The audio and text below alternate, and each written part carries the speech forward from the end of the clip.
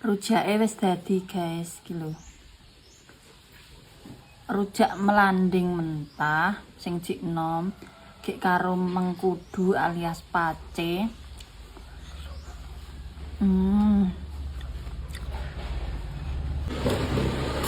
Lah iki prosese ndeplok bolo. Iki enek pace, gek kacang panjang, telo mentah karo melanding enom.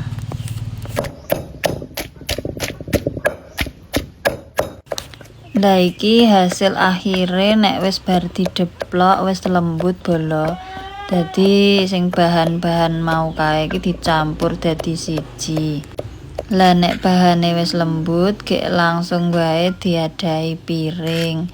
Iki karo aja lali dikoreksi rasa ya bolo, misale kurang manis apa kurang asin.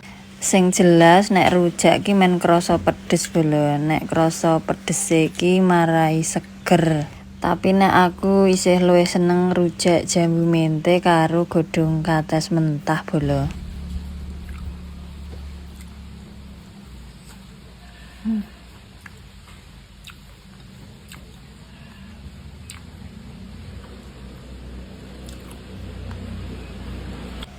Lah rujak ngene iki asline ya iso dienggo lawuh madang barang bolo. Apa meneh nek dimam karo krupuk. Lah ndelalah aku mau ki tuku krupuk bolo, gek iki tak nggo lawuh jan cocok banget bolo. Nek biasane musim kepok kae enak meneh dirujak. Kepok ki gude sing urung tuwa, dadi se enum ngono kae lho bolo, dirujak karo telo mentah ngono kuwi jan seger pol. Tapi saiki lagi ora musim. Nek saiki lagi musim mengkudu ngono kuwi utawa pace.